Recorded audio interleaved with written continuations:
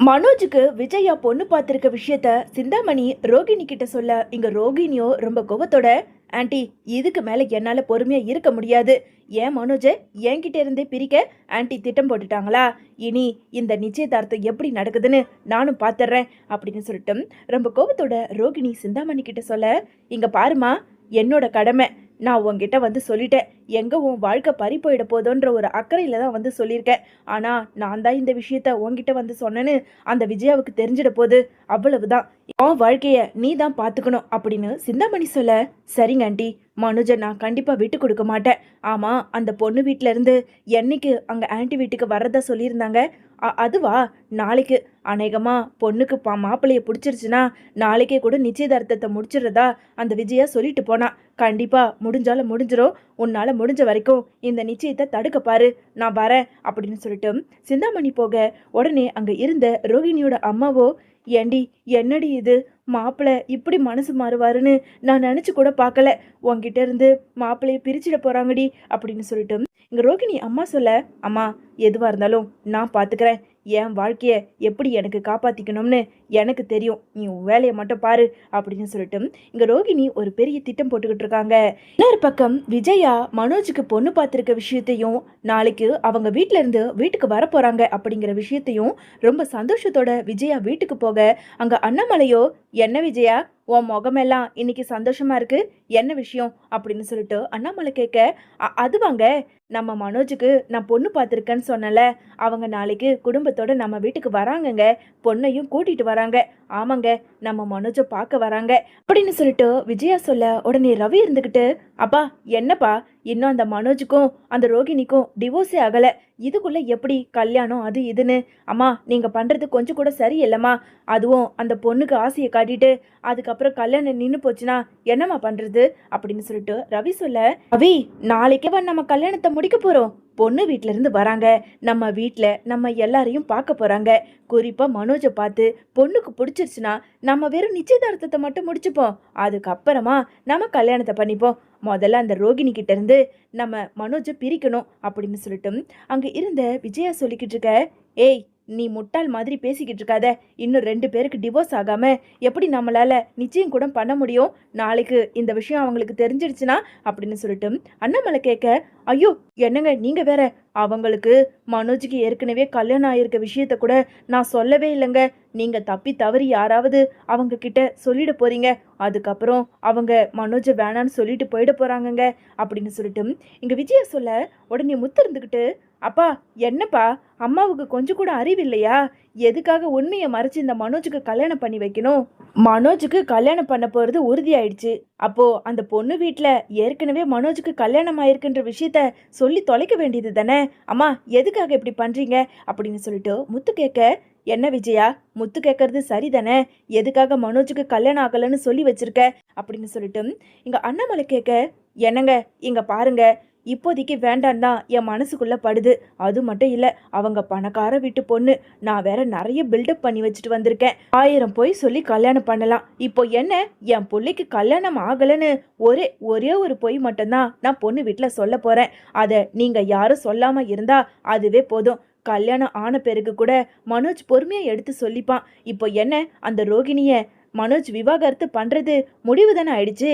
எல்லாம் நான் பார்த்துக்கிறேன். நீங்கள் நாளைக்கு பொண்ணு வீட்டில இருந்து வந்தா அவங்க கிட்ட எதுவும் பேசிக்க வேண்டாம். அவங்க கேட்குற கேள்விக்கு மட்டும் நீங்கள் பதில் சொன்னால் போதும். அவங்க பணக்கார வீட்டு ஆளுங்க. தயவு செஞ்சு நீங்கள் வாயை விட்டு இந்த சம்மந்தம் வேண்டான்னு சொல்லிட்டு அவங்க போயிட போகிறாங்க. அவ்வளவுதான் நான் சொல்லுவேன் அப்படின்னு சொல்லிட்டு இங்கே மனோஜை நாளைக்கு தயாராக இருக்க சொல்லிட்டு விஜயா ரூமுக்குள்ளே போக, அப்பா இதெல்லாம் சரிப்பட்டு வர மாதிரி தெரியல. இதெல்லாம் எங்கே போய் முடிய போகுதுன்னு தெரியல. இந்த விஷயம் கண்டிப்பாக அந்த பார்லர் அம்மாவுக்கு தெரிஞ்சதுன்னு வச்சுக்கோங்க. கண்டிப்பாக இந்த கல்யாணத்தை நிப்பாட்டுறதுக்கு இன்னொரு திட்டம் போட்டிருக்கோம் அப்படின்னு முத்து சொல்ல, ஏண்டா முத்து, இவளை பத்தி உனக்கு தெரியாதா என்ன? இவ எடுத்ததுதான் முடிவு. நாளைக்கு பார்த்துக்கலாம். இந்த நிச்சயதார்த்தம் நடந்தாலும் நடக்கலாம், நடக்காட்டியும் போகலாம். ஆனா விஜயா சொன்ன மாதிரி நாம எந்த ஒரு வார்த்தையும் விட வேண்டாம் முத்து. பார்த்துக்க, ஏற்கனவே இவ நாம ஏதாவது வாயை திறந்தா பேயாட்டம் ஆடுவா.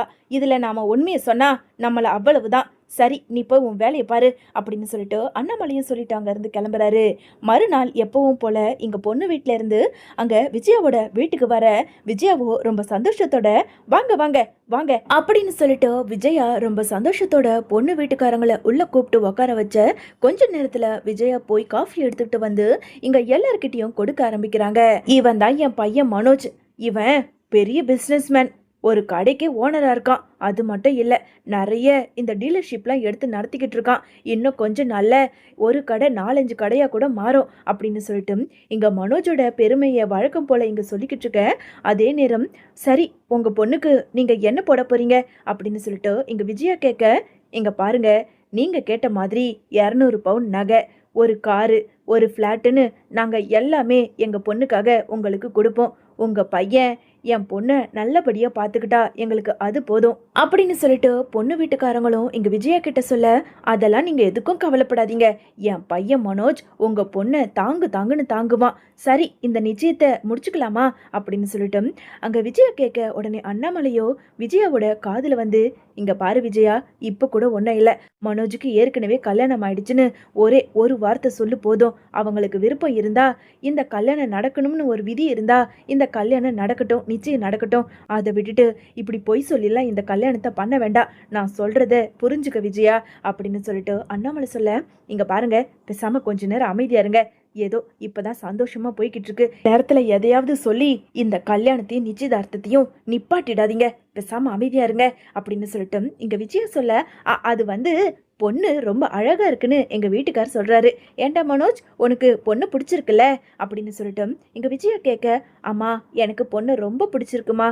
அப்புறம் என்னங்க, இந்த நிச்சயதார்த்தத்தை இப்பயே முடிச்சுக்கலாம், நாம வெத்தலை பாக்கு பழத்தை மாத்திக்கலாம் அப்படின்னு சொல்லிட்டு விஜயா ரொம்ப சந்தோஷத்தோட எழுந்துக்க. அதே சமயம் இங்க ரோகிணி அங்க கிறிஷோட அந்த வீட்டு வாசலுக்கு வராங்க.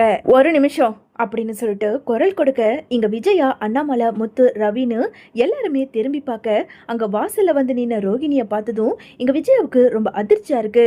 ஒரு நிமிஷம் இருங்க அப்படின்னு சொல்லிட்டு இங்க விஜயா வேக வேகமா போய் அங்க ரோகிணியோட கிட்ட போய், என்னடி இப்போ எதுக்காக இங்க வந்து நின்றுட்டு இருக்க? ஏன் என் பிள்ளைக்கு நல்லது நடக்கிறது உனக்கு பிடிக்கலையா? மூக்கு வேர்த்து போய் இங்க வந்து நிக்கிறியா? முதல்ல இங்க இருந்து இடத்த காலி பண்ணு போ அப்படின்னு சொல்லிட்டு அங்க இருந்த விஜயா ரோகிணிய துரத்த, அதெல்லாம் முடியாது.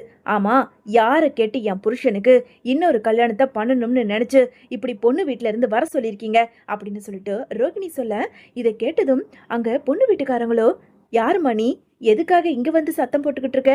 ஓன் புருஷனா? யாருமா அது ஓன் புருஷன் அப்படின்னு சொல்லிட்டு பொண்ணு வீட்டுக்காரங்க கேட்க, இதோ இருக்காரே மனோஜ், இவரோட பொண்டாட்டி தான் நான், தாலி கட்டுன பொண்டாட்டி அப்படின்னு சொல்லிட்டு கழுத்துல இருந்த தாலியை எடுத்து அங்க எல்லார் முன்னாடியும் காட்ட, உடனே எங்க பொண்ணோட அப்பா அம்மாவுக்கு ரொம்ப அதிர்ச்சியா இருக்கு. இது உங்க பையனுக்கு ஏற்கனவே கல்யாணம் ஆயிருக்க விஷயம் எங்க கிட்ட எதுக்காக சொல்லல அப்படின்னு சொல்லிட்டு பொண்ணோட அப்பா கேட்க, அதெல்லாம் ஒன்றும் இல்லைங்க, இவ யாரும் ரோட்ல போறவ, தேவையில்லாம இங்க வந்து டிராமா பண்ணிக்கிட்டு இருக்கா, ஏய் இங்க இருந்து போடி அப்படின்னு சொல்லிட்டு விஜயா சொல்ல, ஏன் எதுக்காக நான் போகணும்? இங்க பாருங்க சார், எனக்கும் மனோஜுக்கும் சட்டப்படி கல்யாணம் ஆயிருக்கு.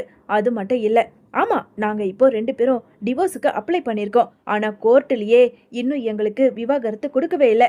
அப்படி இருக்கும்போது எப்படி என்னோட புருஷன் மனோஜுக்கு இவங்க வேற ஒரு கல்யாணத்தை பண்ண முடியும்? அதனால தான் சார் இந்த நிச்சயத்தை நிப்பாட்டுறதுக்காக நான் இங்க வந்திருக்கேன் அப்படின்னு சொல்லிட்டு ரோகிணி சொல்ல, இதை கேட்டதும் பொண்ணு வீட்டுக்காரங்களோ, என்னம்மா இது, நீ என்னமோ கல்யாணம் ஆவலங்கிற, அந்த பொண்ணு என்னடானா என் புருஷன் தான் மனோஜுங்கிறா, இதுல எதுதான் உண்மை?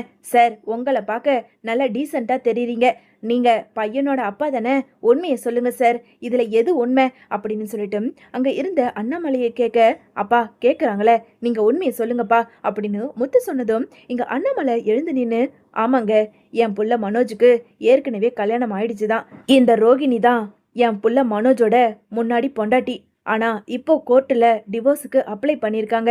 கூடிய சீக்கிரம் டிவோர்ஸ் கிடைக்கும்னு நாங்கள் எதிர்பார்த்துக்கிட்டு இருக்கோம். ஆனால் நேத்தே என் பொண்டாட்டி வந்து என்கிட்ட சொல்லும்போது, இந்த உண்மையை எப்படியாவது பொண்ணு வீட்டில் சொல்லுன்னு சொல்லும்போது இவ தான் பேராசைப்பட்டு இதுக்குள்ளே எதையும் சொல்ல வேண்டான்னு சொல்லிட்டா.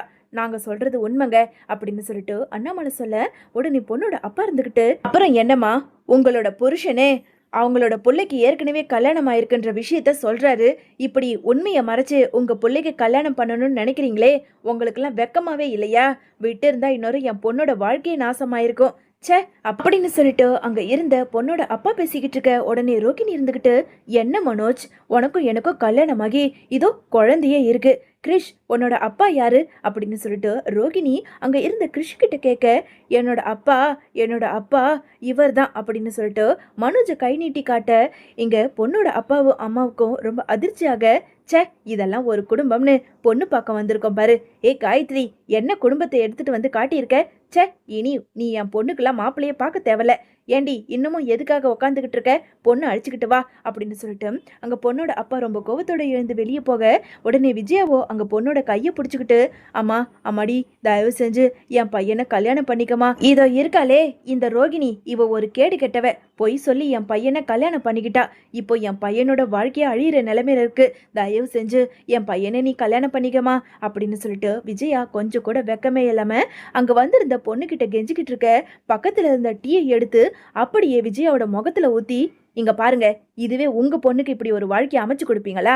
நல்ல வேலை, எப்படியோ முன்னாடியே உண்மை தெரிஞ்சது. எனக்கு வயசு அதிகம்தான், அதுக்காக ஏற்கனவே கல்யாணமானவனை நான் கல்யாணம் பண்ணிக்க முடியுமா என்ன? அப்படியெல்லாம் பண்ணிக்க முடியாது. உங்க பையனுக்கு வேற ஏதாவது பொண்ணு இருந்தா பார்த்து கல்யாணம் பண்ணி வைங்க. அப்பா வாங்கப்பா போலாம் அப்படின்னு சொல்லிட்டு அங்க கல்யாண பொண்ணுமே எழுந்து கிளம்பி போயிடுறாங்க. கொஞ்ச நேரத்துல விஜயாவுக்கோ ஆத்திரம் வந்து அங்க ரோகிணியை ஓங்கி அற கொடுக்க போக, உடனே ரோகிணியும் அங்க விஜயாவோட கையை பிடிச்சி தடுத்து நிறுத்தி, என்ன இந்த வீட்டை விட்டு துரத்திட்டா மனோஜை வேற யாருக்குன்னா கல்யாணம் பண்ணி கொடுத்துருவீங்களா?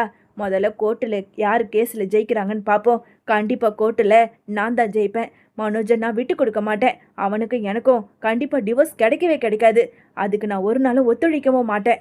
மனோஜ், என்ன மனோஜ், உன்னை எப்படி நான் விட்டு கொடுத்துருவேன்? நீயும் உன் அம்மா சொல்கிறாங்கன்னு சொல்லிட்டு வேற ஒரு பொண்ணு பார்த்து கல்யாணம் பண்ணிக்க பார்க்குற? அதெல்லாம் பண்ணவே கூடாது. நான் வரட்டுமா அப்படின்னு சொல்லிட்டு இங்கே ரோகிணி கிளம்ப. ஏய் ரோகிணி, ஆமா நீ எதுக்காக பொண்ணு வீட்டில் உனக்கும் எனக்கும் ஒரு குழந்தை இருக்குன்னு பொய் சொல்ற? இந்த பையனும் நான் தான் அப்பான்னு கை நீட்டி காட்டுறான் அப்படின்னு சொல்லிட்டு எங்க மனோஜ் கேட்க, என்ன மனோஜ், எனக்கு கிறிஷ் குழந்தைனா அப்போ உனக்கும் அவன் குழந்தை தானே? நீ தானே அவனோட அப்பா. இங்க பாரு, இது என்னைக்கா இருந்தாலும் ஒரு நாள் நடக்க தான் போகுது. கிறிஷ் என்னோட குழந்தைன்னு நீ ஏத்துக்க தான் போற. இதெல்லாம் நான் நடத்தி காட்டுவேன். நான் வரட்டுமா அப்படின்னு சொல்லிட்டு அங்க இருந்த ரோகிணி கிளம்பி போறாங்க.